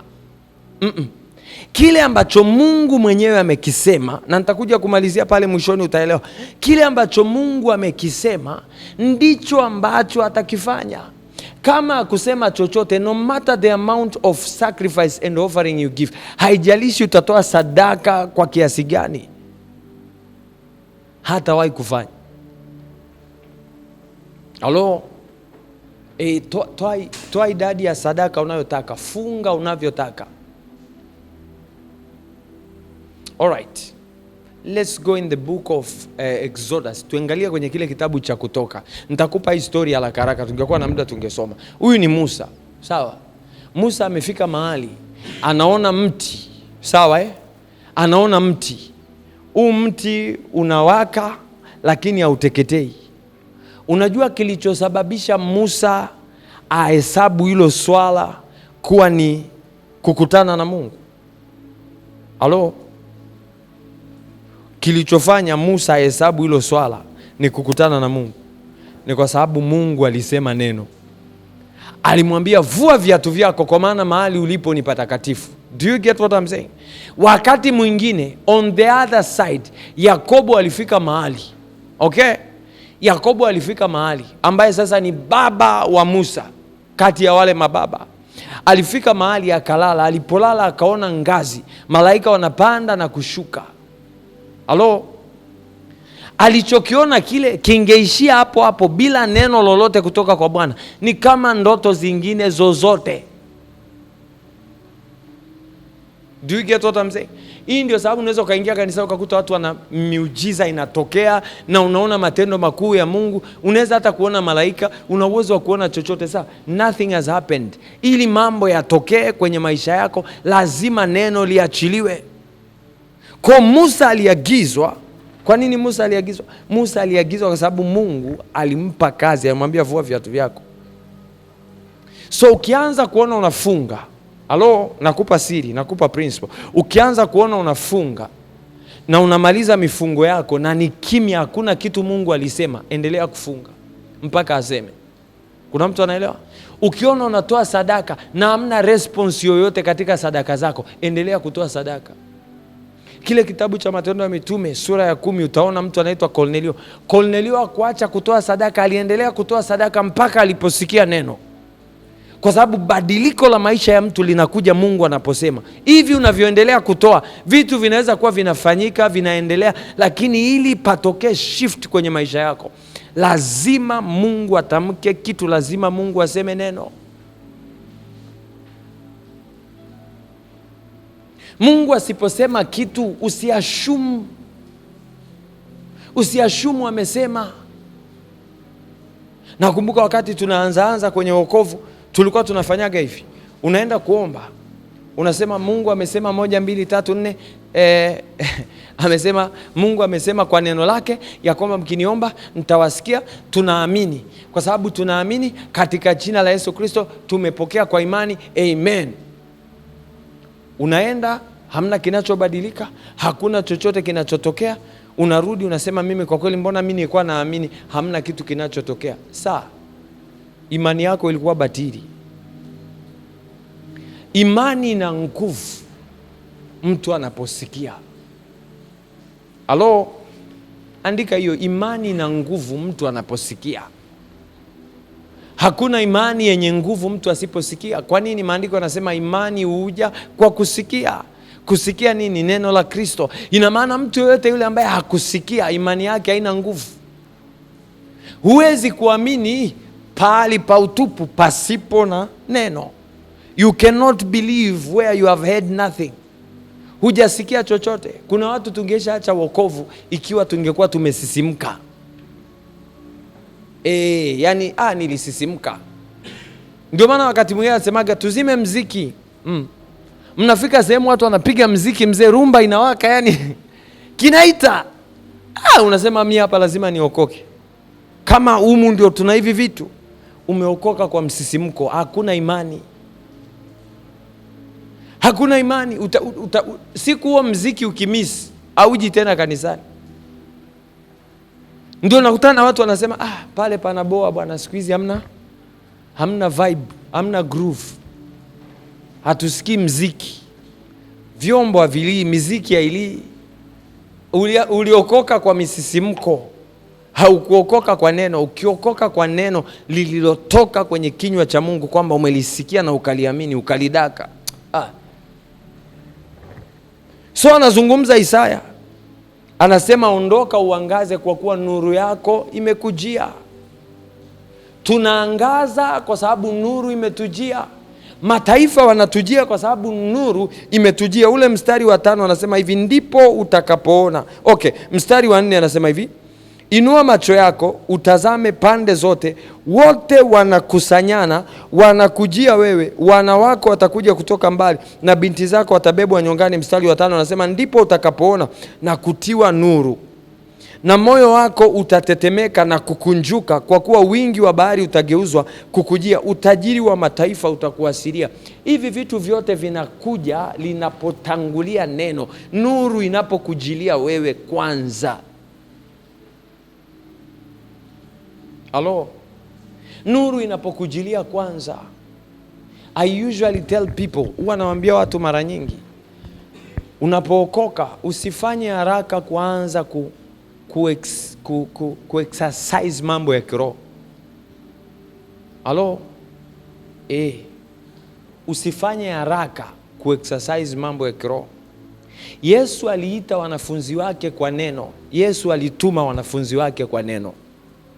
Hakuna hata mmoja wapo aliyefanya kitu kwa kujiongeza. Halo. Maandiko yanasema akawatuma wawili wawili. Kwanza amewakuta wale waliokuwa wanavua. Aliwaambia nini? Njoo, nifuate. Unanifuata kwa sababu umeniambia. So tukifika sehemu tunaenda, ukaniuliza na wewe, nakwambia uliniambia nikufuate. Sasa mtumishi unaongea kitu gani? Nisikilize. Maandiko yana eneo lingine nasema hivi, mtu akitaka kunifuata, there is a place of optional. Kuna eneo la kujiamlia wewe mwenyewe kumfuata Yesu pasipo Yesu kukuita. Umesikia kitu nimesema? Yes. Kuna nifuate na kuna mtu akitaka kunifuata. Sio kila aliyemfuata Yesu. Halo. aliambiwa nifuate. Kuna wengine walikaa wakasema mimi nimeamua kumfuata. Akuambiwa nifuate. Na kuna principles za wale ambao wanaamua kumfuata. It is different kwa wale walioambiwa nifuate. Halo? Wale wote ambao Yesu aliwaambia nifuate, walikuwa wakizingua, anaenda kuwatafuta. Wote anawafuata, mmoja baada ya mwingine anawafuata. Alipofufuka kutoka kwa wafu, anafika anaambia kuna mtu mmoja, yule alikuwa amini, jina lake alikuwa anaitwa nani? Wewe umjui aliyekuwa amini kati ya wanafunzi wa Yesu? Tomaso akuwepo, akasema mimi siamini kama amefufuka mpaka nimuone. Unajua Yesu alirudi mara ya pili ili kuja kuprove. Anamwambia Tomaso, njoo shika mikono yangu, roho haina mwili, njoo ushike mahali nilipopigwa misumari, njoo usikie na ujue ya kwamba ni mimi kweli. This one, huyu alimuita nifuate, kwa nataka aamini, kwa sababu kila ambacho amekifanya alimuita yeye, nimekuita nifuate. Mtu akitaka kunifuata ni tofauti aise. Ukitaka kumfuata Yesu, ukifika hatua ukakata tamaa, ukasema bwana mimi nimechoka sio na nini. Unajua maandiko yanakuelezaje?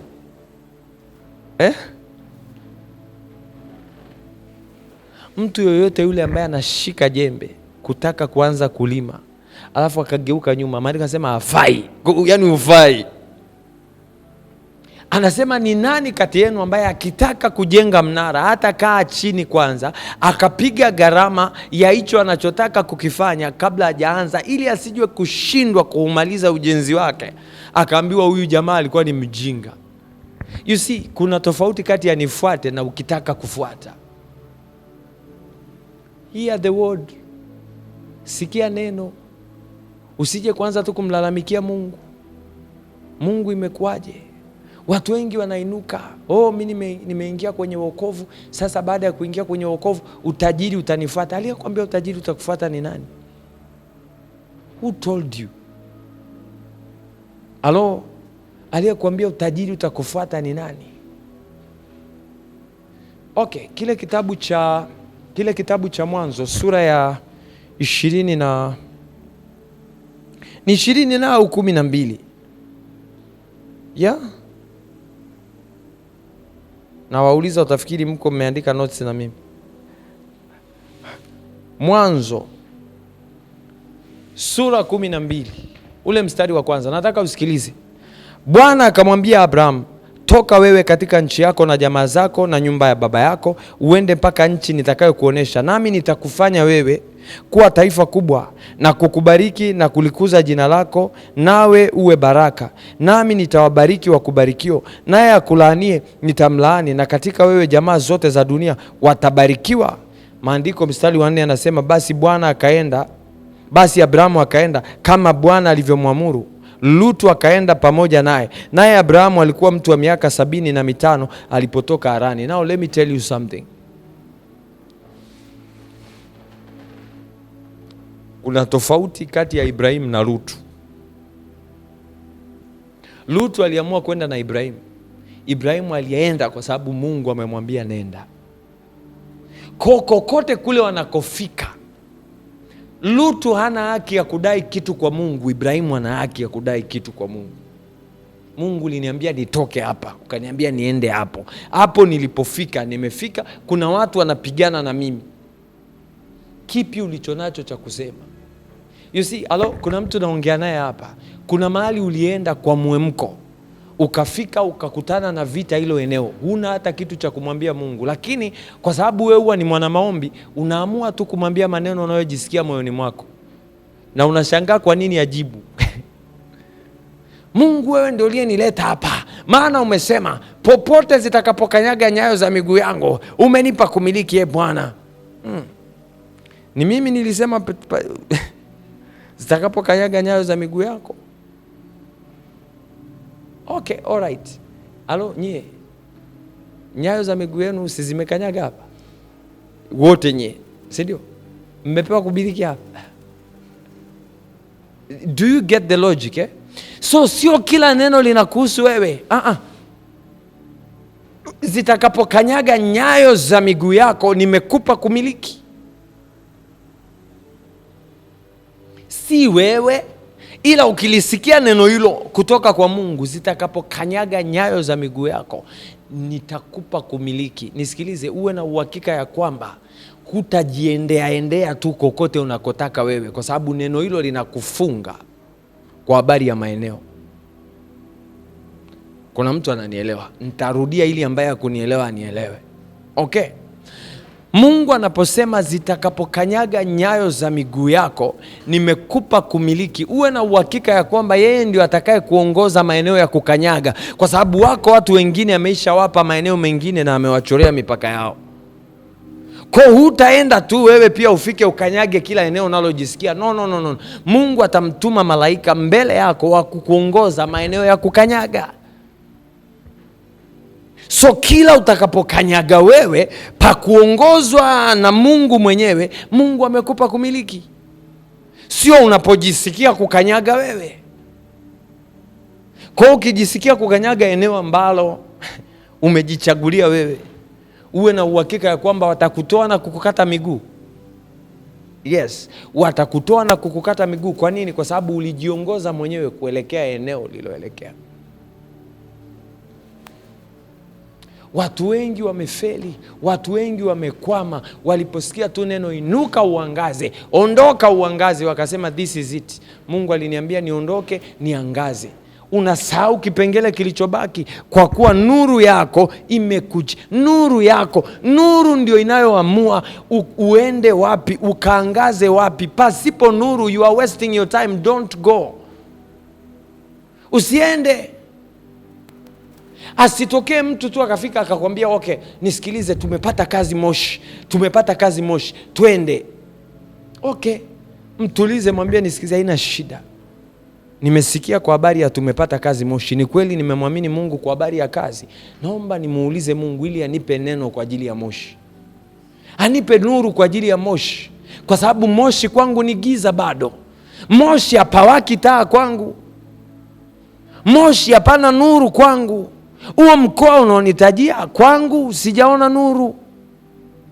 Haleluya. Kwangu sijaona nuru. Kwa acha nimuulize Mungu kwanza kwa habari ya hilo eneo. Mungu akinipa nuru ya hilo eneo na uhakika wa kuinuka na kwenda kwenye hilo eneo, kwa sababu na nuru kwa ajili ya hilo eneo. Huwezi kuwa unainuka tu kienyeji unaenda unasema unajua sisi Mungu atatutangulia. Mungu sasa uliyefungua mlango huu wa kazi, na kabidhi mwili wangu, moyo wangu na uchumi wangu mbele zako. Inuka pamoja na mimi Bwana. You will die kifo ambacho hata hatuwezi kukielezea. You don't arise and go because you feel like to. Hauendi tu. Mungu ana kawaida ya kusema neno juu ya maeneo ambayo yeye mwenyewe anataka kuwepo. Mungu ana kawaida ya kuthibitisha neno katika maeneo yote ambayo anataka kuweko. Okay, all right. Let's do a research. Tufanye research kwenye maeneo machache. Yesu anawaambia wanafunzi wake, nendeni katika kijiji kinachowakabili. Mkifika mtakuta kuna mwanapunda amefungwa. Punda na mwanapunda amefungwa. Wafungueni. Akiwauliza, mtu yoyote akiwauliza, semeni Bwana na nini? Ana haja naye. Kuna mashahidi hao wawili. Shahidi wa kwanza, punda yupo, tumemkuta. Wa pili, mtu wa kutuuliza. Kwa neno limethibitishwa. Halo, neno limethibitishwa. Walokole wengi hatutaki kukaa kwenye uwepo wa Mungu ili kujua Mungu anataka kufanya vipi, anachotaka kukifanya. Nilikuwa nazungumza hapa mwanzo na nikasema hivi, Mungu anaweza kukuonesha akakwambia, halo, sikiliza, unaona huyu mtu unatakiwa kufanya naye kazi, na akaishia hapo. Usijue unatakiwa kufanya naye kazi gani, ufanye naye kazi kwa muda gani, kwa kipindi gani. Aisee, itamchukua Mungu mwenyewe kukuelekeza namna gani unatakiwa kufanya kazi na huyo mtu. Usikurupuke tu. Mungu aliniambia natakiwa nifanye kazi na wewe. No sir. Hapana. Kuna mazingira ya kazi ambayo ni ya msalaba. Yaani Mungu anataka kufanya kazi na wewe. Okay, kwa mfano, Mungu anamchukua Yuda anamweka kwenye timu ya Yesu. Halo? Na Yesu anajua ya kwamba huyu mtu yuko hapa na amewekwa na Mungu. Ungekuwa wewe ndio Yesu, usingemtimua Yuda wewe. Yaani unajua. Kwa sababu Yesu alikuwa anajua wakati wanashiriki chakula. Wanakula chakula kile cha wanashiriki ile meza ya Bwana inaitwa. Wanakula pale, alafu Yesu anasema mmoja kati yenu atanisaliti. Nisikilize. Angeweza kuambia jamani, mambo yasifike mbali, tusisumbuane. Mnamwona huyu mwana snitch. Kamateni tumalizane naye hapa hapa. Hatuwezi kukaa na watu wametuzunguka afu ni masnitch. Halo? Kamateni huyu, piga snitch. Hatuwezi kukaa na masnitch. Watu tunaaso, tunapambana afu tunakaa na masnitch. Masnitch kama hawa ni wa kukill. Tuue. Kwa wangemkamata Yuda pale pale wakamua, lakini alikuwa anajua makusudi ya Yuda. Yuda anatakiwa kufanya nini? Kwa akawaficha wengine wote wasijue kazi ya Yuda. Yeye anaijua. Ndio inamuuma kwa sababu nisikilize. Let me tell you something. Kuna mambo Mungu anayafunua dakika ya mwisho. Dakika za mwisho. Yaani usije ukafikiria eti kwa sababu wewe ni rafiki wa Mungu unaongea na Mungu, Mungu atakuwa anakufunulia kila kitu kwa wakati unaotaka wewe. Kuna mambo Mungu atayafunika kabisa usijue. Kuna watu Mungu atawaleta kwenye maisha yako. Halo? Ili wakusaidie kumtafuta yeye. Lakini namna watakavyokusaidia kumtafuta yeye ni katika namna ambayo hata we mwenyewe ukiambiwa hawa watakusaidia kwa namna hii unakataa. Unasema sitaki kuwasikia. Mungu anaweza kukupa watu wakulee, wakusomeshe, wakusaidie mpaka kufika chuo. Na unafika chuo, alafu ukifika chuo wale watu anawageuza kuwa maadui. Wanageuka kuwa wana kisasi. Yaani wanakuletea vurugu kiasi ambacho kila ukiwaangalia unasema hawa ni mashetani, kwani walikuja kwenye maisha yangu kunisaidia. Wanageuka kuwa maadui. Mpaka inafika sehemu unaama nchi, unasema jamani, mimi hapana. Mashetani hawa wanataka kuniua. Hata kama mmenisomesha, ndio tumefikia hatua hii. Siwezi. Mimi nimeamua kurelocate. Kwenye akili yako nafikiri umeamua kurelocate, umeamua kubadili maeneo. Hajaamua. Mungu amekusudia ubadilishe eneo kwa sababu kuna kitu anataka kufanya na wewe kwenye eneo lingine. Wangekuepo hawa wakiwa na style hiyo na namna hiyo, wangeendelea kukupampa na usingewahi kukua. Kwa aliwaandaa muda wote huu akawaleta kwa ajili ya wakati na majira hayo. So Yesu amekaa. Mungu anaanza kufunua sasa. Unamwona huyu ni nani? Petro ni nani? Petro ni mwanangu kabisa. Ni mpenzi wangu. Sasa unamwona huyu mara 3 anakukana. 3 atakukana kama hakujui na utaona show. Mungu anamuonesha show. Anamuonesha, umeona hiki kitu? Umeona hiki kitu? Unaona jamaa anavyokukana. Picha la kwanza, picha ya pili, picha ya 3. Petro anakuja maskini ajui hili wala lile. Anasema Bwana, mimi hata msalabani tunaenda wote. Petro, acha unafiki. Petro, acha unafiki. Nimesha kuona. Kabla jogoo hajawika mara 3 utakuwa umeshanisaliti bro. Kwa hiyo hizi stori zako za unanipenda hebu ziache kwanza. Amekaa kidogo anaoneshwa, oya, kuna mtu hapa kati yenu atanisaliti. Ni nani atakayetia tonge pamoja nami hapa? Yes. Amekaa anaona mwamba anakuja. Kaisha chukua zake vipande 30.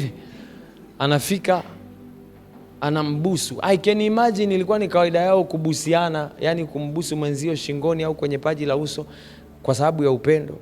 Kwa hiyo Yuda akaja, fika anamwambia mwalimu, jiokoe mwenyewe. Piga Yesu kisi pale. Akambusu Yesu shingoni.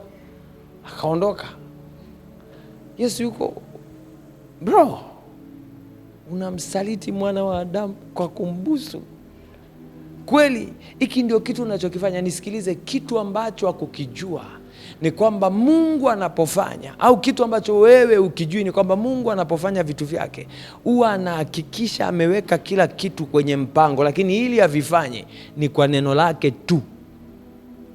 Kwa neno lake tu. Kwa akisema nenda na huyu, haijalishi huyo mtu ni mweu kiasi gani, my friend, Mungu akisema nenda naye, uwe na uhakika amelithibitisha. Mungu akikupa marafiki akasema unaona hawa marafiki nenda nao, wanaweza kuwa pasua vichwa vibaya sana. Tafuta uhakika. Ndio hicho kitu nilitaka kukisema. Ni caution nilitaka kuzisema. Tafuta uhakika. Acha nikusomea haya maandiko haraka haraka wakati tunamaliza. God. All right. Kile kitabu cha all right. Yesu tusaidie. Yesu tusaidie. Haya maandiko yameenda wapi tena? All right. Kile kitabu cha Kumbukumbu la Torati sura ya 19 mstari wa 15. Andika kama unaandika, alafu andika Mathayo 18. Mathayo 18 mstari wa 16. Alafu andika Wakorinto wa pili sura ya 13 mstari wa kwanza. Wakorinto wa pili sura ya 13 mstari wa kwanza. Na unaanza kusoma Kumbukumbu la Torati ile 19 mstari wa 15. Neno la Mungu linasema hivi: shahidi mmoja asimuinukie mtu awaye yoyote kumshuhudia kwa uovu wowote wala kwa dhambi yoyote katika makosa akosayo yeyote, jambo na lithibitishwe kwa vinywa vya mashahidi wawili au watatu. Alright, namba 10, Mathayo 18 mstari wa 16. Anasema la, kama hasikii, chukua pamoja nawe tena mtu mmoja au wawili, ili kwa vinywa vya mashahidi wawili au watatu kila neno lithibitike. Wakorinto wa pili 13 mstari wa kwanza anasema hii ndio mara ya tatu ya mimi kuja kwenu, kwa vinywa vya mashahidi wawili au watatu kila neno litathibitishwa. Kila neno litathibitishwa. Kitu gani nataka ujue? Kitu gani nataka ujue?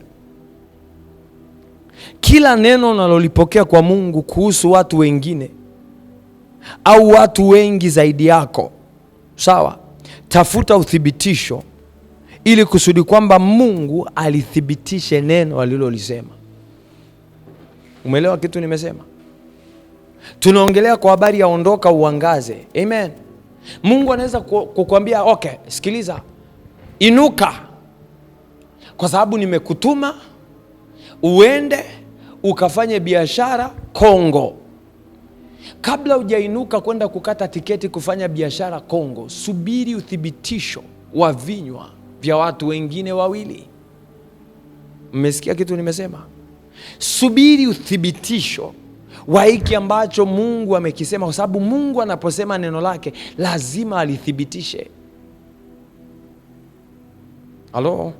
Lazima alithibitisha. Kwa lazima ungoje ukimwomba Mungu akupe uthibitisho juu ya kile kitu alichokisema. You need to hear confirmation. Yesu alipokuja duniani hakuwa anajitambulisha ya kwamba yeye ni nani.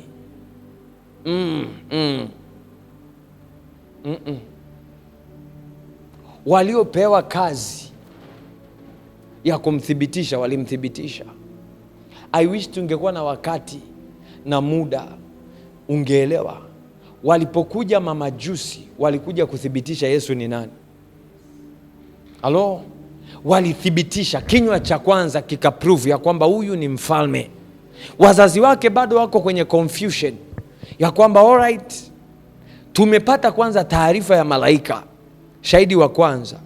Shahidi wa pili tunaona tena kuna mamajusi wamekuja. Shahidi wa tatu wameenda kumpeleka mtoto hekaluni. Wanakutana na wakina nani wale? Wakina Ana. Kuna manabii ambao walikuwa wanaomba, wakafika wakamwangalia, wasema Bwana, sasa waweza kumruhusu mtumishi wako aende kwa amani? Hiki ndio kitu tulichokuwa tunakisubiria. Amethibitishwa na wanadamu kwa vinywa vya watu watatu. Vinywa vimethibitisha, ushahidi umetimia, huyu ndiye. Kwa anaanza kutembea, yeye mwenyewe hana mashaka na yeye ni nani, hana mashaka na identity yake. Kuna uthibitisho. Ameenda. Ilipofika kwa masuala ya kiroho sasa, alipobatizwa, aliyembatiza alikuwa ni nani? Nabii wa Mungu, akamthibitisha. Maandiko yanasema hivi, watu wanaulizwa, wakina wale waliokuja wanataka kumtrick Yesu, wanaulizwa, wanasema tuambieni. Yesu anauliza, anaambia niambieni, ikiwa Yohana Mbatizaji ametoka kwa Mungu au amejibunia yeye mwenyewe? Maandiko yanasema hivi, wale jamaa wakaanza kusema, wakasema tukisema huyu mtu hajatoka kwa Mungu atatupiga mawe, kwa sababu kila mtu anamwamini Yohana Mbatizaji. Kwa hiyo Yohana alipozungumza akasema, tazama mwanakondoo wa Mungu aichukuae dhambi ya ulimwengu. Alikuwa anamthibitisha Yesu kama nabii. Kwa kama umeshindwa kumwamini Yohana, ina maana huwezi kumwamini Yesu. Ikiwa umemwamini Yohana, basi Yesu umemwamini. Yohana akamthibitisha Yesu ya kwamba huyu ndiye. Yohana akambatiza. Alipombatiza, maandiko yanasema anga likafunguka. Anga lipofunguka, akashuka Roho Mtakatifu. Sauti ikatoka mbinguni ikamthibitisha Yesu ya kwamba huyu ni mwanangu. Mbingu zikamthibitisha, nchi ikamthibitisha, huyu ni mwana wa Mungu, huyu ni mwana kondoo. So uwezi tu kuinuka kuanza kufanya vitu unavyohisi viko sahihi ikiwa havijathibitishwa. Mungu anapokupatia neno wakati unaomba, Mungu anapokupatia neno wakati wa ibada, Mungu anapokusemesha kitu, lazima utafute uthibitisho. Tafuta uthibitisho, especially kama ni kitu kinachohusu watu wengine. Kikiwa kinakuhusu wewe mwenyewe, unaweza kuinuka kwa imani. Amen. Hicho ni cha kwako. Mara zote huwa nawaambia watu hivi, Mungu akikusemesha kitu, ikiwa ni kwenye maono au kwenye ndoto au ni kwenye nini, rudi kwenye neno lake kakithibitishe. Kwa maana ya kwamba shika Biblia yako, tafuta connection, uhusiano, kwa sababu ni vinywa vya mashahidi wawili. Nenda katafute uhusiano kati ya kile ambacho Mungu alikusemesha na kile kilichoandikwa kwenye neno lake. Amen. Unaweza kusimama. Taramase blande rabaske felia baradoza lebra vasuke paramanda radabasele vaketelianta bazi brande gebre deve shebra gevaladizia erodiske flanda radabasevle gebradizia lanta masete ke pradivaseka paradozia limanta yanama mazebregede blevetelianta. Isaya hiyo 60, nitaanzia tena mstari wa 5 mpaka wa 7. Maandiko nasema, ndipo utakapoona na kutiwa nuru na moyo wako utatetemeka na kukunjuka, kwa kuwa wingi wa bahari utageuzwa na kukujia. Utajiri wa mataifa utakuwasilia, wingi wa ngamia utakufunika. Ngamia vijana wa Midiani na Efa wote watakuja kutoka Shiba, wataleta dhahabu na uvumba na kuzitangaza sifa za Bwana. Makundi yote ya Kedari yatakusanyika kwako.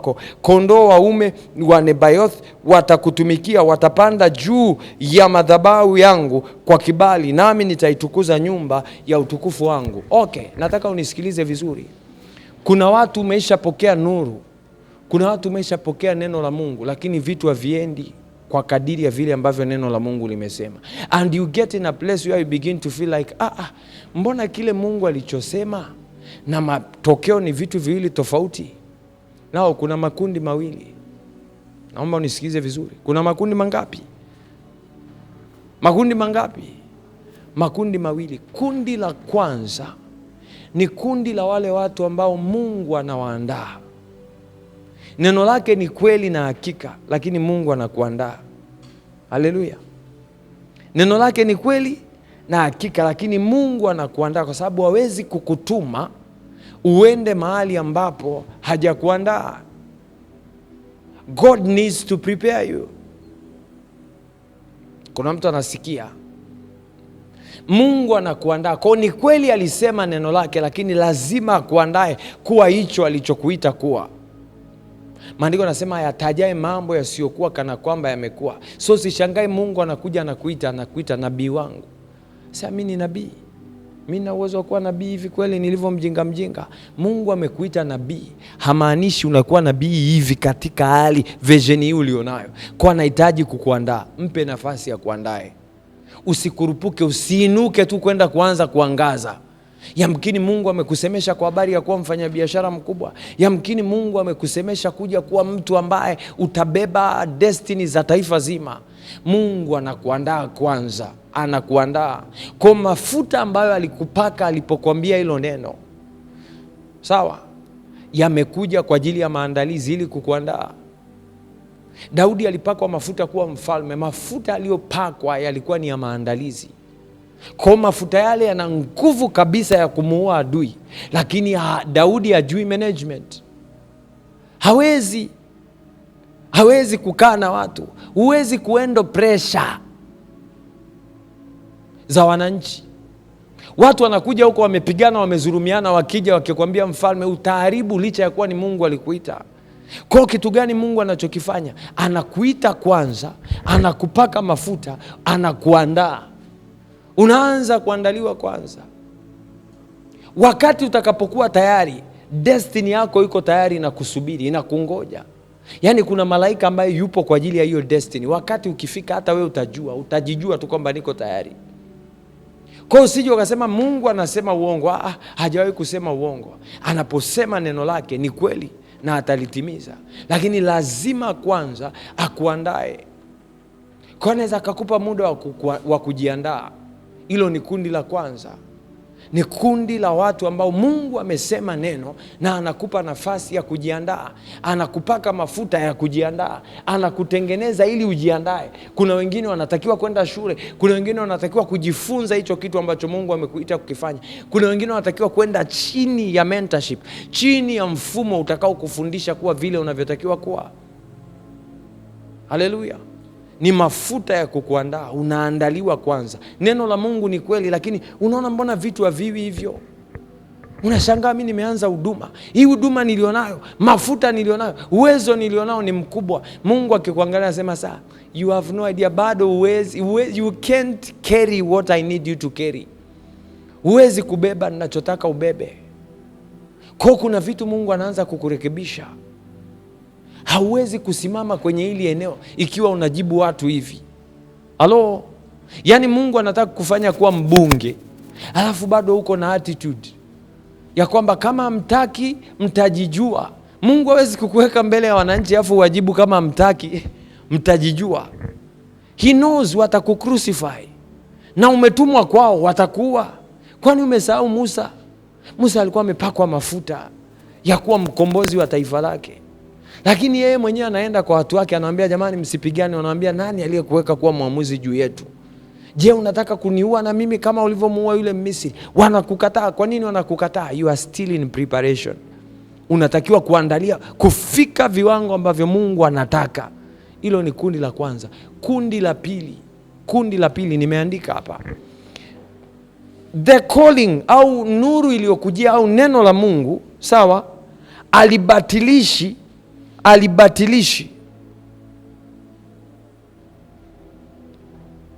maandalizi na mambo unayotakiwa kuyafanya kama mwanadamu. Halo? Yes. Kama unatakiwa kufanya kazi kwa bidii, fanya kazi kwa bidii. Kama unatakiwa kujua namba za simu za watu, jua namba simu za watu. Kama unatakiwa kujua namna ya kuwasiliana na watu, jua kuwasiliana na watu. Kuna watu Mungu amekupa neno, anakwambia nisikilize mtumishi wangu, nimekutuma, nenda kazungumze na watu wangu ambao wako wapi? Wako Ninawi. Nenda. Unakaa ndani unasema boti na inifuate, mtumbwi na unifuate mpaka eneo nililopo. Ikiwa Bwana umenituma, mtumbwi huo na utue hapa ili Mungu ulithibitishe neno lako. Hamna mtumbwi utakaotua saa. Nenda bandarini, panda mtumbwi, nenda Ninawi. Ikiwa Mungu ni kweli umenituma, Mungu ikiwa ni wewe uliyeniita, wewe ndio uliyesema mimi niende Ninawi, atokee mtu aje aniambie kwenye sikio la kushoto, twende wote Ninawi. Utakaa sana. Halo, kuna hatua za kuchukua Mungu anaposema. Do you get what I'm saying? Mnaelewa kitu nasema? Mungu anapokutuma mahali kuna hatua za kuchukua wewe kama wewe. Namba 3,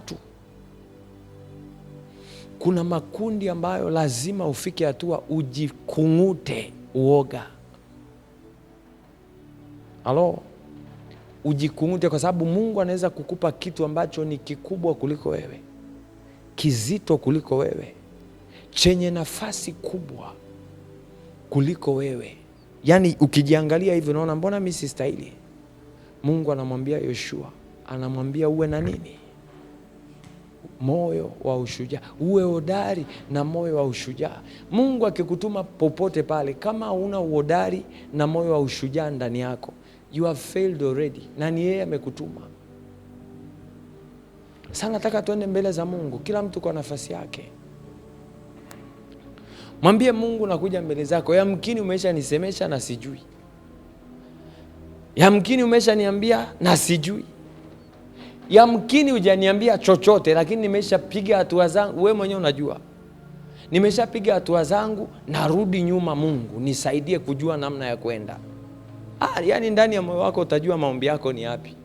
Kila mtu atajua. Kuna mwingine uko hapa unasema mimi Mungu najua alichoniambia kabisa, nakijua, ila sina ujasiri wa kukifanya. Sina. Mungu ameniambia nianzishe kibanda cha kuuza kofi, kahawa. Siwezi. Sina mtaji, sina chochote.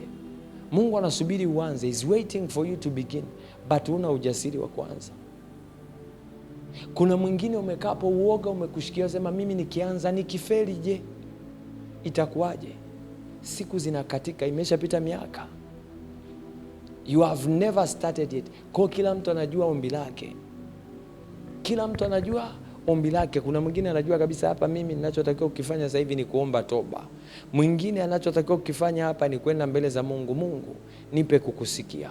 Mwingine anajua kwamba ninapoenda mbele za Mungu naenda kuomba Mungu anipe ujasiri. Tumeelewana? Can we pray? Baba, katika jina la Yesu.